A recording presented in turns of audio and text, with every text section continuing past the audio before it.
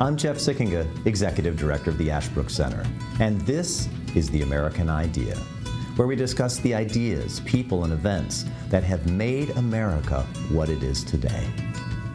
We believe that by understanding our history and our principles, we can better live up to the promise of the American founding and preserve our ongoing experiment in self-government. Welcome to The American Idea. I want to welcome everyone to this episode of The American Idea. Today we're going to be talking about a topic that has, wow, does it have contemporary relevance? It is important for our daily lives. Everything we do that involves energy is affected by U.S. energy policy. But it's not just a contemporary issue. It has historical roots. And we're going to talk about the development and current state of U.S. energy and U.S. energy policy with one of the foremost experts in the country on this question, Mark Mills. For those of you who don't know, Mark is contributing editor to City Journal, well-known publication, but now executive director of the National Center for Energy Analytics. His new book, The Cloud Revolution, is an extremely interesting look at the changes that are being affected right now in our society by the cloud revolution, as it suggests, and changing computer and other technology. So this is really going to be an interesting discussion today about energy, U.S. energy policy, and perhaps the connection with that and emerging technologies. Mark, thanks for taking the time to join us today on The American Idea. Great to join you. Thank you for the plug for my book. And yes, there is a connection between emerging technologies and energy. We can talk about that. Sure. Let's start with your assessment of the current state of U.S. energy policy. Well, let's do current state of U.S. energy and then policy. Yeah, let's do that. Because the reality is the United States retains a newly earned position, at least new in terms of the last half century or longer, as the world's #1 producer of hydrocarbons, oil, gas, and coal. Excuse me.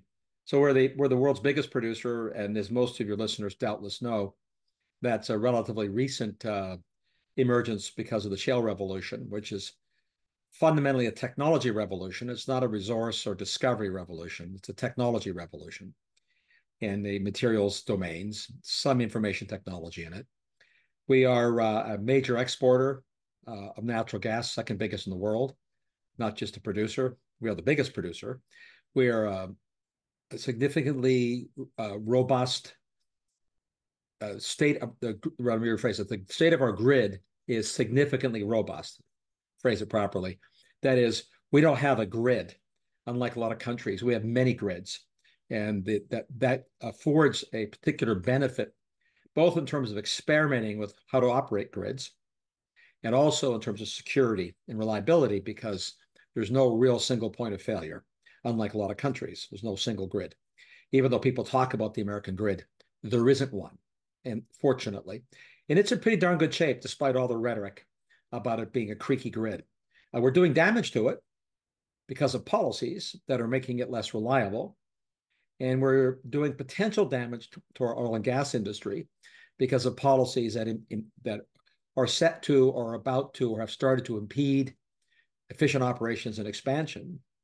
And we are entering a potential era of policies that will damage the U.S. ability to be a significant player on the export market, because that's arguably the most critical second feature of energy domains. Is not just what we provide to ourselves, but what we can help the world with. Well, it sounds then that maybe contrary to doom and gloom predictions from 50, 60 years ago, that we in fact have vast energy, not only vast energy production, but vast energy potential. Yeah. Take us back then 50 years ago, because some of our listeners obviously won't remember those times, but you've done such extensive research in that. You don't remember those times either, of course. Embarrassingly so. I do. I was young, but I remember them. People predicted very confidently the U.S. was going to run out of energy. As any student of this domain knows, the first thing is that oil remains the sort of the political lead energy source, in the sense that markets don't like high oil prices. Politicians don't like high oil prices. Nothing frightens any politician more, both parties, than high-priced gasoline. President Biden twice engaged in Promethean efforts to keep gasoline prices from going up, despite, as we know, bragging about trying to effect a transition away from using oil, because no politician wants to be in charge, excuse me, if gas prices soar, gasoline prices. The reality is that in the world that we live in and how society operates and can operate, oil is used in 100% of every product or service somewhere, somehow. Not some, not most, not some percentage, but everything. Everything requires transporting goods and services and people, from mines and farms to factories and processing facilities, to warehouses, to doorsteps. And 99% of all global movement of goods and people is powered by oil burning machines. 1%, most of which is ethanol, is powered by non-oil.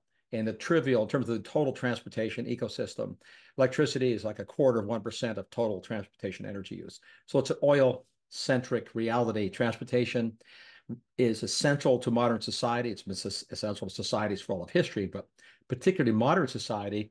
If you don't have fuel for transportation, everything grinds to a halt, full stop. There's no exception to that rule. And so supply chains end, food stops moving, stops being produced. I emphasize that because the political impact of the 1973-74 oil embargo is explained by that fact. That embargo, for those who've forgotten their history, was implemented for political reasons by King Faisal to punish the United States for then assisting Israel in defending themselves against the attack of the Arab nations. And President Nixon at that time deployed intel from our satellites to help the Israeli Defense Forces. The U.S. was punished. That punishment by embargoing shipment and sale of oil to the United States at a time when we were far more dependent, in fact, deeply dependent on imports, as we are not today, that had a catastrophic economic impact. It tripled, the price of oil tripled in a couple of months, 300% increase in oil prices. Imagine today what the political reaction would be if a similar political event occurred on the offshore that led to a 300% increase in the price of oil. It's tectonic, and it was then. So that oil shock led to the whole 50 years of the meme that we're running out of oil or running out of energy. We weren't running out of oil or energy. We weren't producing enough ourselves.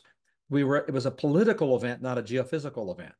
It wasn't a storm, and it wasn't oil wells being exhausted. Yet, for 50 years, there's been this constant drumbeat that we have to worry about running out of energy or oil. Of course, what we have today is something very different. The world has demonstrated the capacity to produce all the oil that society needs, and far more than it needs, which is why oil prices are rather moderate. Even though they seem high, perhaps some people, they're technically, inflation-adjusted terms, stayed pretty moderate. In fact, oil prices, aside from pretty wild gyrations episodically, are essentially in inflation-adjusted terms the same today as they were 40 years ago. Obviously, there are periods of higher prices and periods of collapse. But roughly speaking, if you look at an inflation-adjusted chart for oil prices, you see this oscillation, but it's the average is very similar. And so what that has done is meant that the world has been able to use oil for transportation purposes that have been ever more economically efficient because the underlying technical efficiency of combustion machines has gotten better and better and better. So I start with oil because while oil is a third of primary energy for the world, it's 100% essentially of our needs to make society operate. Electricity is similar, though a lot of things don't use electricity or don't use much, because you can use combustion technologies for many things. Technically, you don't need electricity to run a car. Use it to start, for the electric starter motor. But, for those who remember their car history, the first starter motors were your hand. You crank. That's right, cranking it yourself.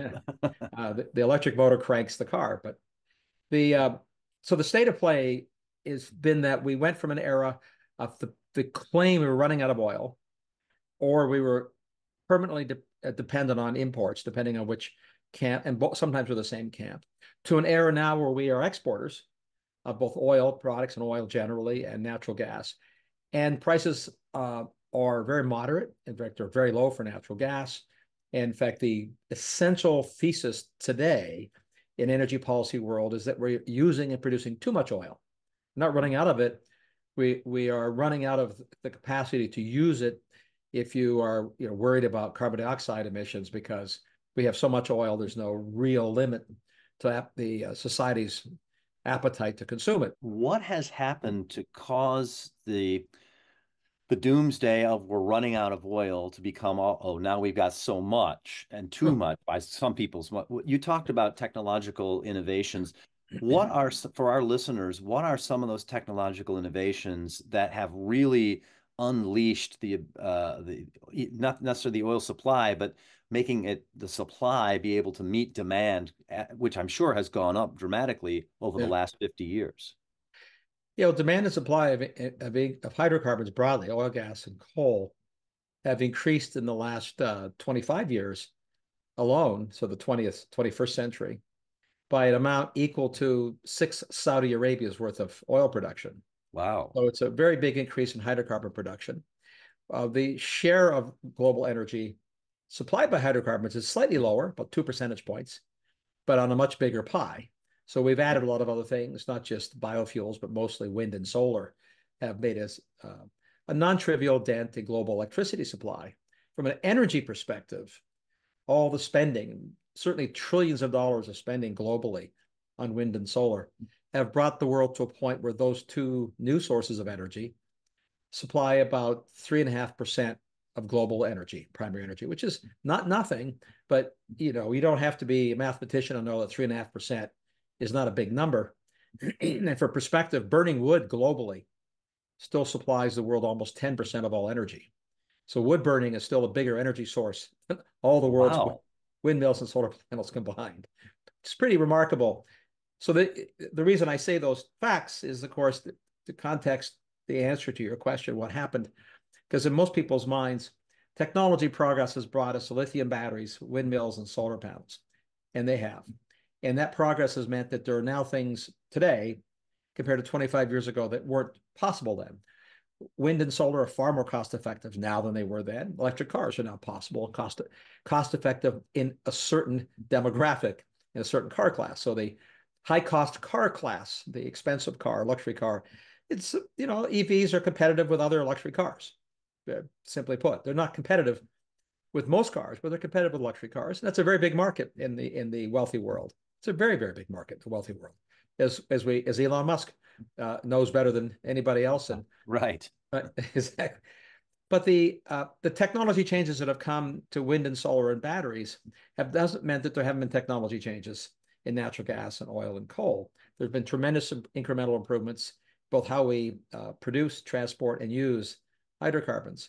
The single most remarkable thing in the oil market, because that's, again, the political lightning rod for energy, it has been, because it's, in a sense, the one that everybody sees the most transparently. It's obvious to you when you fill your car up how much oil you use and what it costs. It's less obvious when you get your electric bill, because there's so many other things consuming the electricity in your house, and you get the bill monthly. It'd be the equivalent of getting your electric bill as frequently as you pay for gasoline when you're traveling. And that would be inconvenient, but that would give you more reflexive transparency on what's going on in the electric market. So we don't emotionally have that reflex. And also, you can easily do things to conserve electricity. You can choose to turn your air conditioner warm or choose to do things. It's hard to do that with your car. You can't choose not to go to work easily, and you can't easily change the car you have to get a more efficient one. So oil has this very dramatic and unique political, economic, and social feature to it because of cars.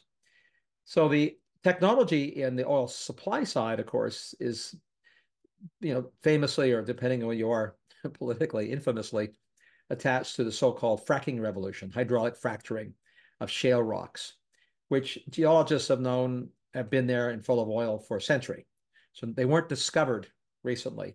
What was perfected recently is the combination of techniques, materials science, in information science. It's not one thing. The ability to drill horizontally and stimulate, which is the engineer's term for fracturing microscopically these deep rocks to the release gas and oil.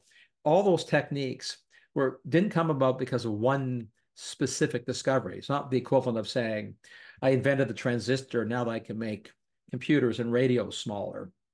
There's no equivalent invention in the energy market. It's not the equivalent of the invention of the solar photovoltaic cell, which made, of course, solar power more feasible.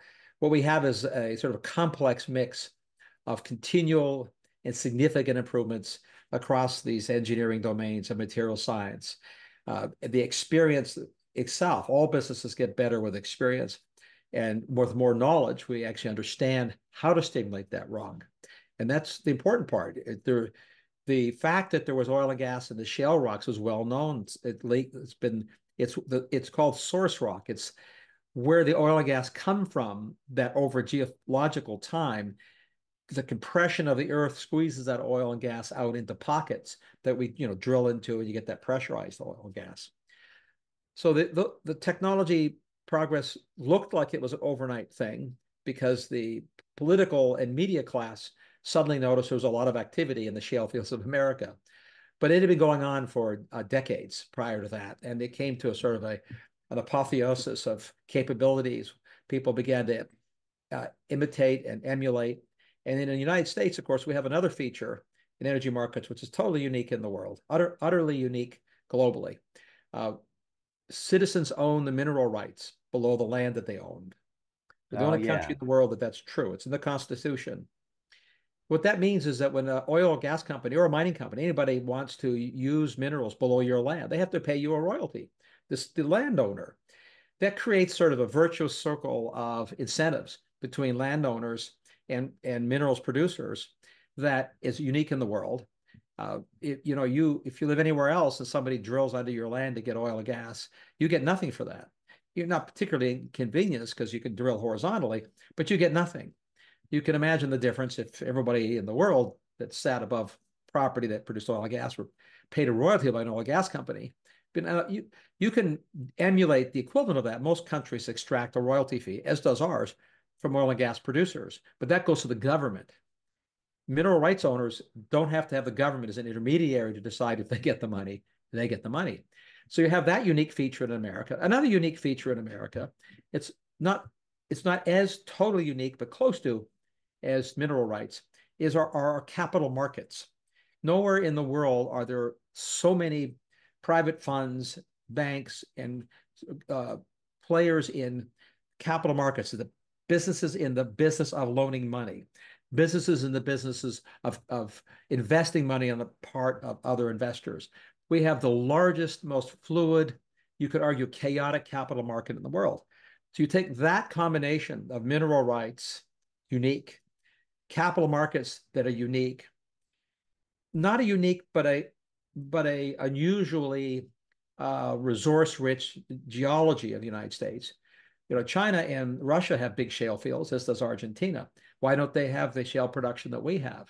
Well, we have the other three things. We have free capital markets. We have free citizens who enjoy the economic benefit.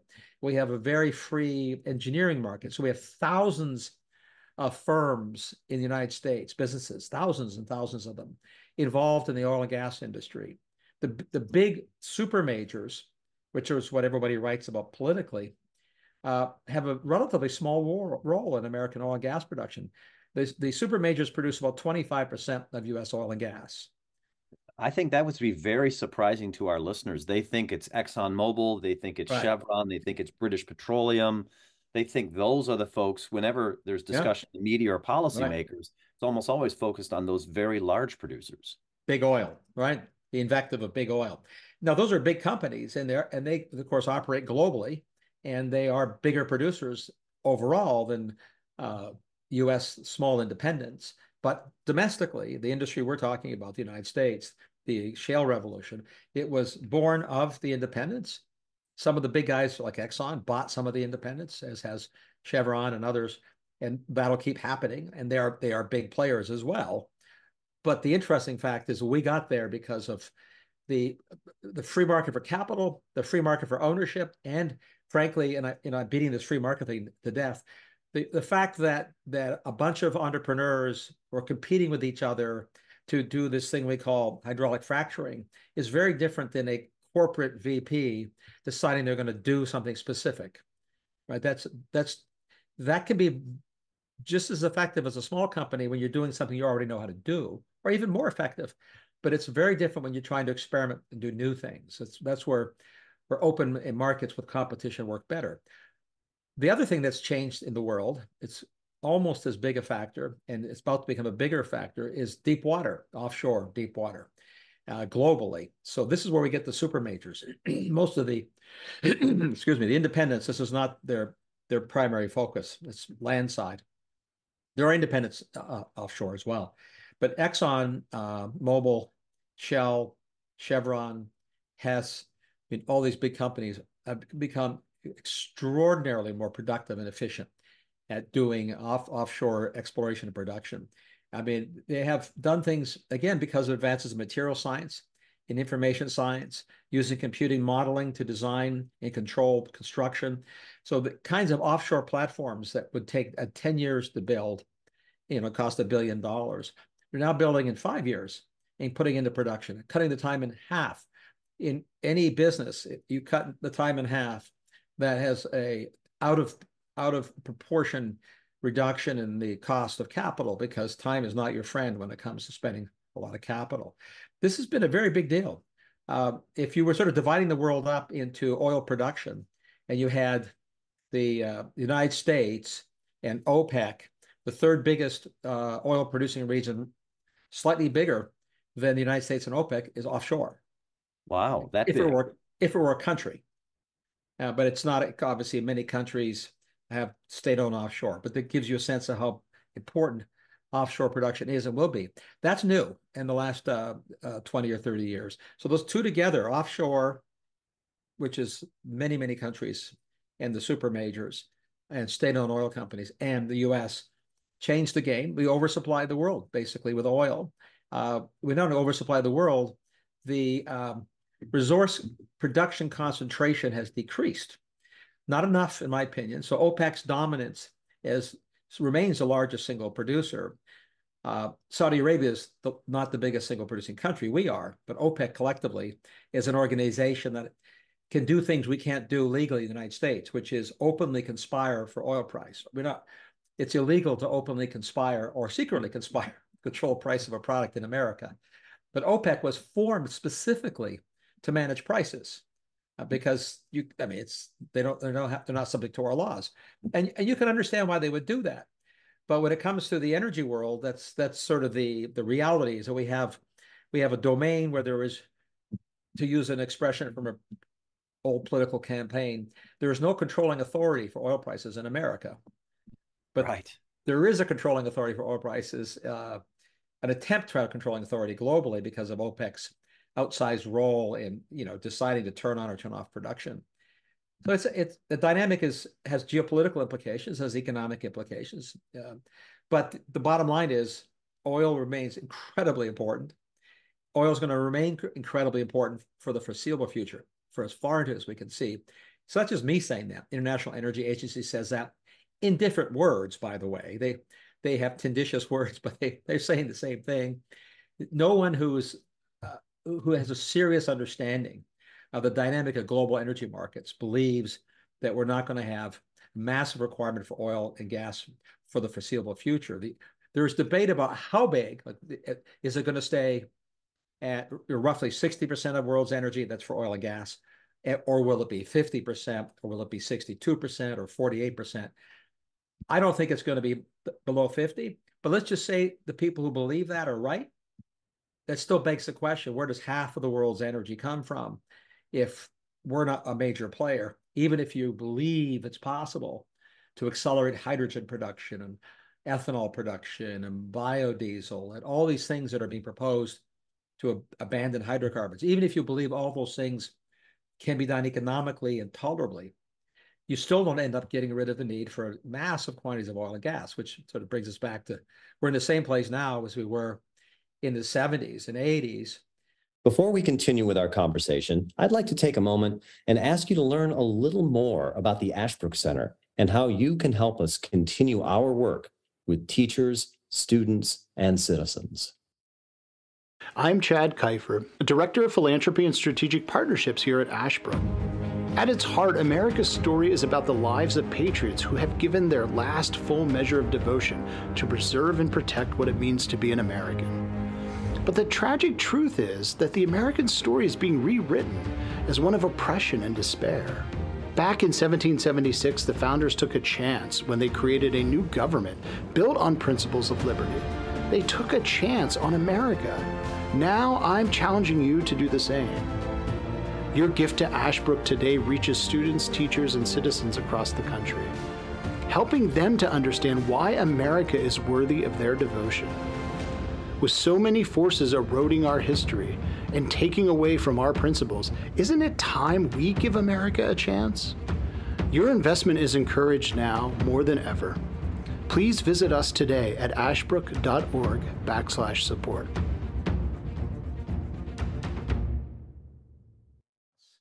Well, that's what I wanted to ask you about, because you made it. I mean, this is really fascinating. It's clear that because of the shale revolution, because of the offshore advances, and as you say, our capital markets, our mineral rights, the United States and other places, though, have been able to expand oil and gas production very dramatically to keep pace with the growing world economy, and it helped to fuel that, actually. But you mentioned at the outset, notwithstanding that, there are some possible policy changes that have begun or are beginning or may begin soon that could have a dramatic effect on the situation. And I take it a dramatic negative effect on the situation.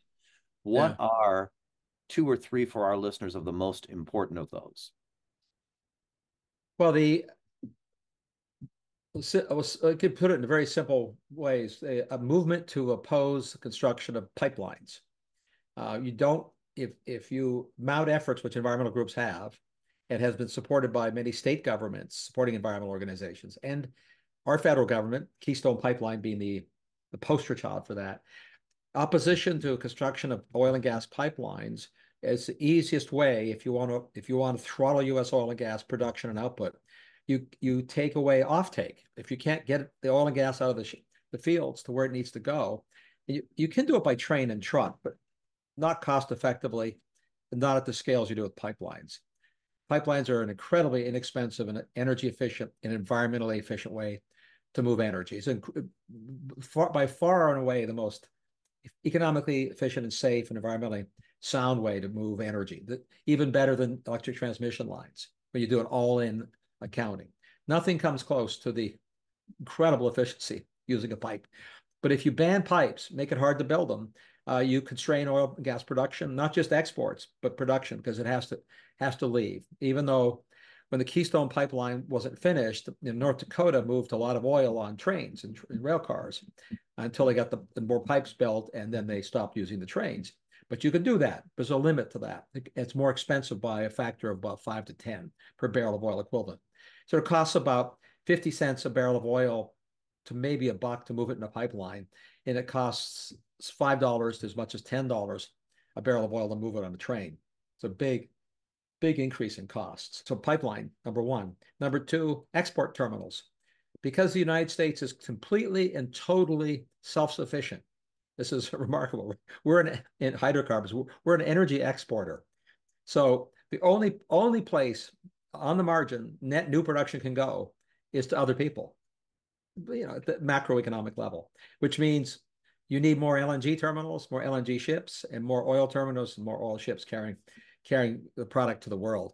So if you make it hard to build terminals or hard to export, or in the case of what the Biden administration did a few months ago famously, which was put a quote pause on export of LNG permits to building the new terminals, that chills the market, because people building multi-billion-dollar facilities get nervous if there's capricious moves to halt permits to export. So that had the effect that was intended. And this is, again, not me. I'm not making a political statement. I'm making a policy statement. People may agree that Biden should do that, but it's a fact that by doing so, you chill the market. No pun intended, since LNG is a chilled gas. So opposing terminals, right? Opposing pipes, very effective levers if you want to damage, constrain U.S. oil and gas production. The third one would be to impose new environmental regulations that are difficult to impossible to accommodate. In other words, will make it difficult to impossible to expand production. So, for example, there's been a proposal circulated for some time by the Environmental Protection Agency to ratchet down what they call the ozone standard, attainment standard, say across the country, such that whole regions of oil and gas production would become legally, quote, non-attainment zones. And of course, if you do that, if you become a zone where your normal business of operation currently meets an environmental regulation, but I change the regulation so you're not meeting it, well, it's pretty obvious. Even if you don't make it a retroactive rule to shut down what exists, which is, to my knowledge, not the proposal, but it could do that. Politicians could do whatever they want. But making it a prospective rule would mean that you might see very significant reductions in drilling activity and exploration, and therefore investment. So, broadly speaking, it distills to regulatory and policy impediments that will constrain offtake, export, and the ability to drill, which I will say again has been the stated goal of many environmentalists. We're not speculating about whether that's the goal. The goal has been to throttle the ability of the United States to produce and export oil and gas. And so, it could be done. I mean, politics, governments are powerful. They can do these things. Right. Well, all right. If we're asking Mark Mills, give us, because I'm sure our listeners are thinking, all right, then what's the alternative? How could we have economically and environmentally sound energy production so that we have, that it remains inexpensive or even becomes increasingly inexpensive, unleash American production in an environmentally sound way? If Mark Mills was in charge, what would some of the most important reforms be that we could do? Well, first, we should, I think it's worth context again why they're important reforms, because to go back to where I started, there is no vision, no possibility that the world's not going to need a lot more hydrocarbons. So the most important broad policy goal of any administration, in my view, and so my recommendation would be to implement whatever policies are required to ensure the reliable production by us as a force for good in the world at the lowest possible cost, because low-cost energy means that there's more money available for other things like healthcare, like environmental protection, like our military. So making energy more expensive when it doesn't have to be necessarily increases debts and decreases liquid capital for things that we all care about. And it's unavoidable. It's just a simple fact. You want energy to be free. That's the goal. And you want it to be perfectly reliable and free. That would be what history has worked towards, or lowest possible cost at the highest possible reliability, geopolitical and physical reliability. So that, in my mind, is a central goal of policy. I think it's a central moral goal. The reason that humanity, especially the Western world, enjoys the luxuries that we enjoy is not just because of the spin-off economic benefits of low-cost transportation, air travel, pharmaceuticals. Pharmaceutical industry is one of the most energy-intensive industries in the world. It's comparable energy intensities like steel making and aluminum. It's a very energy-intensive product. No one questions the need for pharmaceuticals. Why would we want to make them more expensive for anybody in the world? So if you take those as the premises, and the third premise is that there is no future without lots of oil and gas being needed. The debate about how much is an interesting debate. How much will it grow, or might it shrink a little? Perfectly reasonable debate. But the debate has shifted to we should do without it. We should have none. We should accelerate its decline. This is extraordinarily dangerous. So my premise, to answer your question, is you have to start with that we have to have it. It's not discretionary. Needs to be reliable, which is geopolitical and physical realities about reliability. And it needs to be as cheap as possible. How do you achieve that? Well, we got the question answered.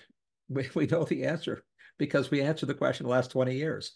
Oil has remained very cheap. It's abundant. And how did that happen?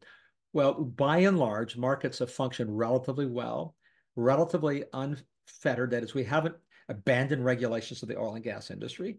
No one during the shale revolution suggested that they should pollute the water or air. None of that happened.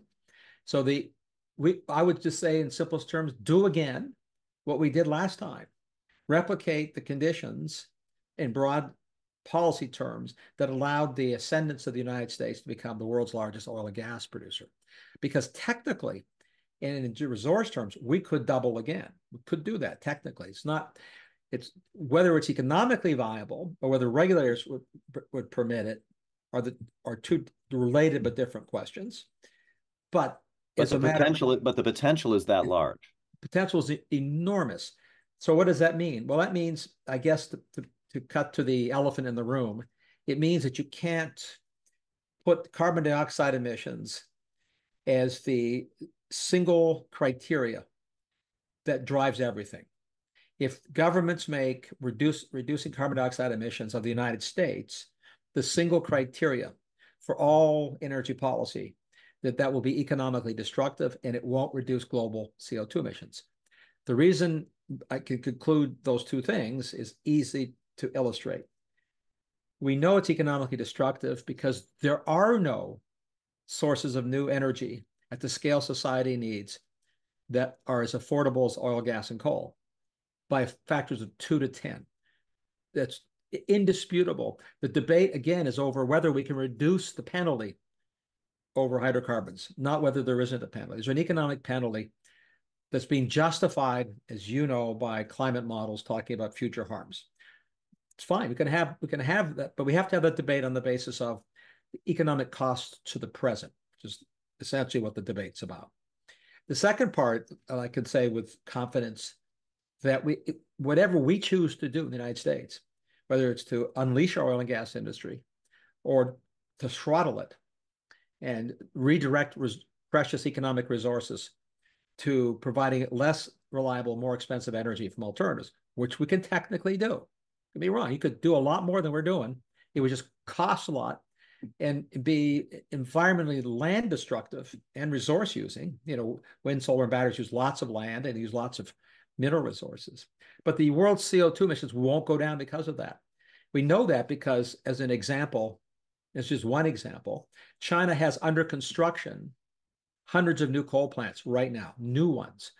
When those are completed in the next few years, the additional CO2 emissions from just those additional coal plants will be greater than all the CO2 emissions reductions that are being claimed to come from $2 trillion of spending on the Inflation Reduction Act. So let me say it again. We'll spend $2 trillion to reduce CO2 emissions in the United States. And it's possible that emissions will go down in the United States if we do that. That's clearly the case. Not to zero, but it'll go down. But that reduction will be wiped out by one country's new coal plants. And that doesn't count new coal plants in India or Indonesia or anywhere else in South Asia. And all those countries are building those coal plants. Not maybe, not theoretically, not planned. They're under construction. So we will not, by impoverishing ourselves, lead to a global reduction in CO2 emissions. So the debate about energy policy, it's a long answer to what 3 things would I do.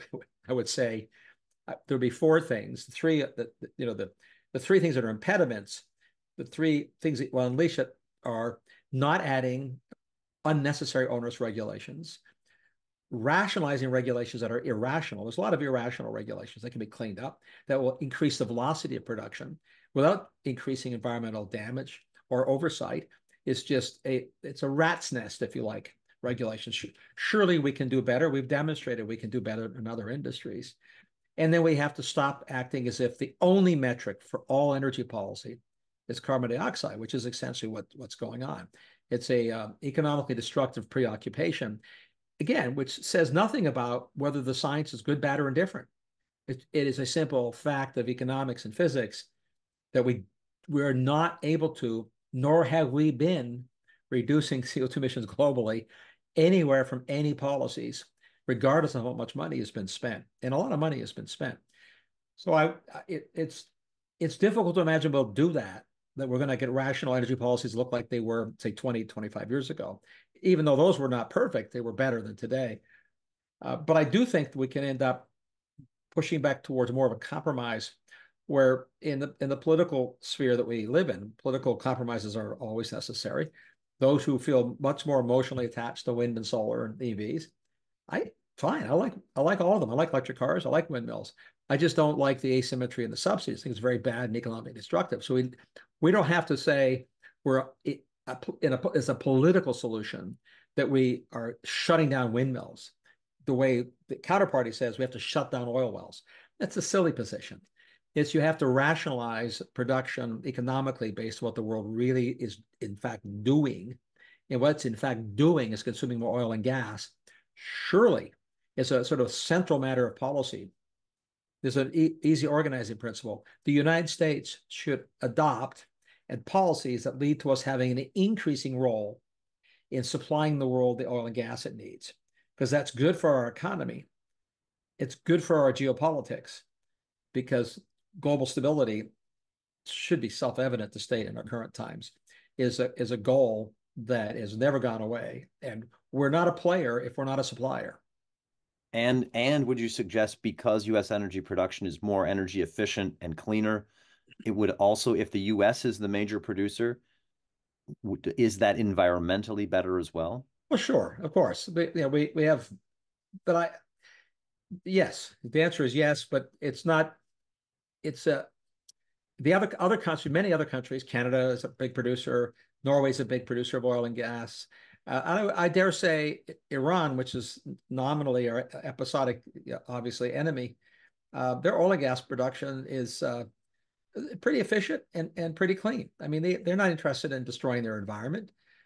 Even the Russians, who we like to vilify now, they used to be our partners and our enemies, but that's geopolitics of history, and they're appropriately. I'm not trivializing that they are appropriately vilified for invading Ukraine. I'm just talking about the long stretch of the last half century. Russia has gone from being our enemy to our friend, or enemy to friend. We go through these cycles, but Russia, as an operator of oil and gas assets, has not demonstrated any appetite for despoiling its environment and operating the systems inefficiently. Their systems are pretty darn efficient because there are systems, or our companies until recently, and multinationals are the ones that built them and helped them do what they're doing. So I know the argument you make is an argument that's often made, and it's fine, but I don't think it's a particularly persuasive one in the sense that, by comparison, if we compare to how oil and gas was produced in the 1920s, sure, but very few people do that globally. This is not the way the world really operates, especially given the ubiquity of our industry and raising standards around the world. Right. Yeah. All right. Looking forward, and maybe this is an unfair question, but are okay. you, when thinking about U.S. energy policy, U.S. energy production, and thinking about benefits to the world of a modern economy, are you hopeful when you think about U.S. and world energy production and policy, or not? No, I do the caveat again. Depends on timeframes. Give our listen. I'm thinking the next 10 to 20 years, the kind of time frame that our listeners, are thinking in. Sure, 10 to 20 years, very hopeful, because reality is already demonstrating it resurfaces. We put it at the website of my new think tank, the National Center, for Energy Analytics. You'll find, if you go there, there's a quote from Philip K. Dick, science fiction writer who wrote stories and novels that made, for example, the Minority Report movie that was so popular and famous.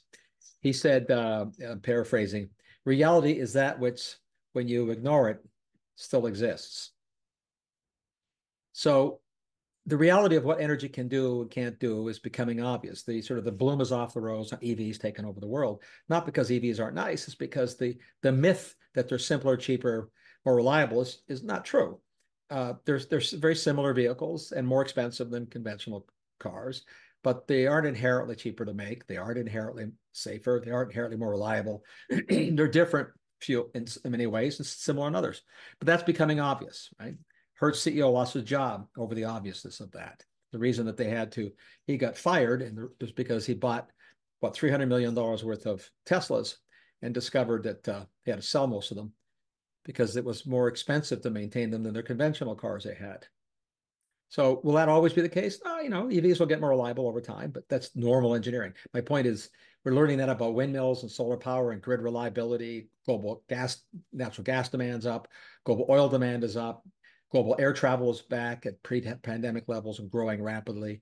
Global computer use has now gone on headlines correctly, something I've been writing about for 2 decades, as a major source of electricity consumption. The single biggest new source of electricity consumption is global computing. Bigger than EVs by a factor of 10, by the way. Wow. And that's not going away. It's growing faster than EVs by a lot. So all that means that when economies and people want the things, you began by saying energy is used in everything, because energy is used in everything, not some things. As economies want to expand, they not only need more energy, economies and people want the energy to be cheaper. They want it to be more reliable and cheaper, both. That redounds to the reality that hydrocarbons will play a central role, if not dominant role, for a very, very long time. That's just reality. Not the only role, that's a reality. Reality is being demonstrated by the consequences of decisions that sort of are based on naive PowerPoint claims about how systems can operate as opposed to how real systems operate in the real world.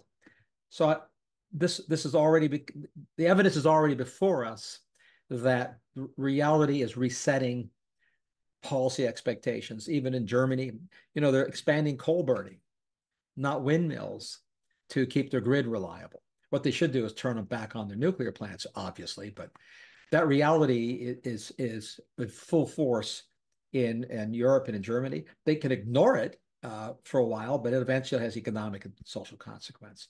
So I'm very optimistic that we, especially in the United States, you know, U.S. has a long history that's been stated in many, many ways by different, you know, political philosophers, that we have the luxury, because of our wealth and the diversity of our geography and our people and our industries, of trying a lot of things out.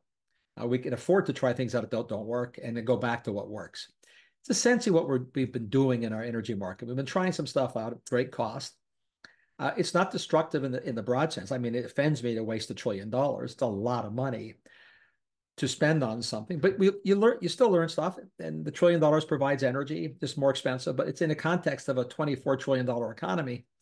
We can afford that. Very few countries, including China, by the way, have the economic resilience and depth and scale all combined at the United States. So I think the experiment has been tried. I think its flaws are clear. Some of its benefits are more clear, and reality will prevail. So I'm very optimistic we'll see both a strong U.S. economy, but also a growing U.S. economy, increased petroleum and gas exports over time. Will that happen in the next 4 years?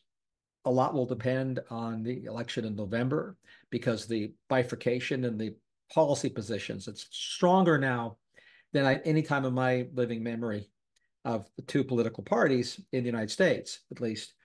And I think it's unfortunate, because there are things that we can agree to argue about that we'll say are not material to our economic health, but we're now arguing about things that are material to our economic health in the short term. So we could be destructive in the short term. We could follow Germany and the United Kingdom down a path to greater energy inflation and the destruction of the budgets of poor and middle-class families, which is what's happening there, and the deindustrialization of that continent. You know, Europe's on track to becoming just one giant Disneyland, where its primary industry is tourism, because as you deindustrialize, I mean, Europe tourism is way up this year. The data are already in. Germany, which is the industrial anchor of Europe, has deindustrialized. Its industrial output is affirmatively and significantly down, and not just because of Putin and the gas issue, but because of policies that the German government made to make energy expensive and less reliable. So industries are not expanding, and some are leaving. The United States could do that. China and India could pick up the slack. Indonesia could pick up the slack. Even some African nations in oil and gas production. There's oil and gas everywhere. I mean, Namibia just had a big discovery offshore. Guyana and the south part of the Caribbean is a massive new producing field. So it will be produced somewhere by somebody. We will oil and not just oil, but steel and aluminum will be produced somewhere by somebody. We can choose to be in that ecosystem or not.